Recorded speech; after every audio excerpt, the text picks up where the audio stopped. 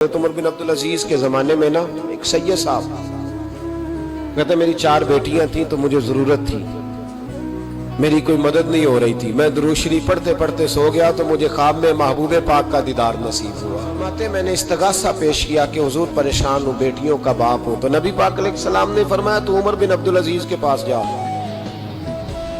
उमर बिन अब्दुल अजीज वो बाकमाल शख्स है जो रोजाना 10 सिपारे कुरान पाक के पढ़ता है, 10,000 बार मुझ पर दुरूद व सलाम पढ़ता है।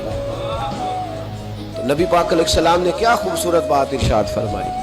महबूब फरमाने लगे 2-4 दिन पहले ना उमर बिन अब्दुल अजीज ने 3,000 दुरूद शरीफ कम पढ़ा है, उसे जाके कहे 500 दिनार जुर्माना दे, वो 500 ले आ, तेरा काम बन जाएगा। जनाबे उमर बिन अब्दुल अजीज के पास वो सैयद साहब आए, कहते मैं समझा किसी दरवेश का नाम बताया है, मैं समझा किसी खानका के सज्जादे की बात है, किसी मस्जिद के खतीब की, किसी इदारे के मोहतमिम की बात। लेकिन जब मैं उनके इलाके में आया, मैंने पूछा उमर बिन अब्दुल अजीज कौन है, तो लोगों ने कहा वो तो हमारे हुक्मरान है। मैंने कहा बादशाह ले चलो। जब मैं गया तो बड़ा आलीशान जुबा, सर पर ताज, दाएं बाएं दरबार में लोग। फिर मेरे दिल में ख्याल आया मैं गलत आदमी के पास तो नहीं आ गया, ये कौन शख्स है। लेकिन जब मैं लोगों से पूछा कि ये उमर बिन अब्दुल अजीज ही है, कहा वही है। कहते मैं उनके करीब गया, देखो राज खोल रहे। कहते मैं कान में जाके कहा 10,000 दुरूद शरीफ पढ़ते हो। कहते उन्हें शाक लगा, झटका, यूं देखा तुझे किसने बताया। मैंने कहा को हफ्ता सवा पहले 3,000 कम भी पड़ा है।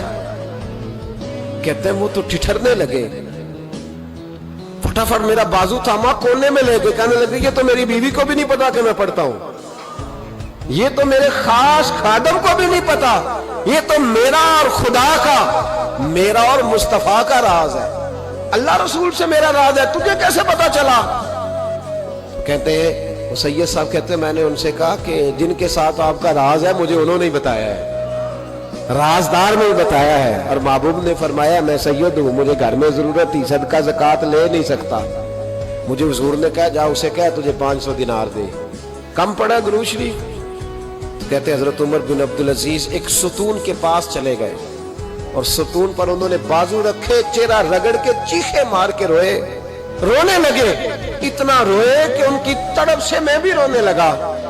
फरमाते हो मेरे अंदर बात थी कि ये दरवेश होना चाहिए था, ये माजरा क्या है। फरमाते जनाब उमर बिन अब्दुल अजीज जब कुछ ठंडे हुए ना तबीयत उनकी, तो बाजू से पकड़ के मुझे एक हुजरे में ले गए। उस कमरे की तरफ सारा महल, सारा दरबार गुजर गया, एंड पे एक हुजरा आया, बाहर बड़ा खूबसूरत उसके अच्छा दरवाजा बना हुआ कीमती। लेकिन फरमाते हैं जब खोल के अंदर गए तो अंदर कच्चा मकान, एक मटका, 2 प्याले मिट्टी के, कुछ बड़े बड़े सामान पड़े हुए, रस्सियां पड़ी हुई हैं, सीने का सामान है, खजूर की छाल पड़ी है, कुछ टोपियां पड़ी हैं। जनाब उमर बिन अब्दुल अजीज ने चटाई उठाई, चटाई से 500 दिनार निकाले और मुझे दिए। और कहते हैं जब उन्होंने ऊपर से जुब्बा उतारा तो नीचे से फटा पुराना लिबास निकल आया।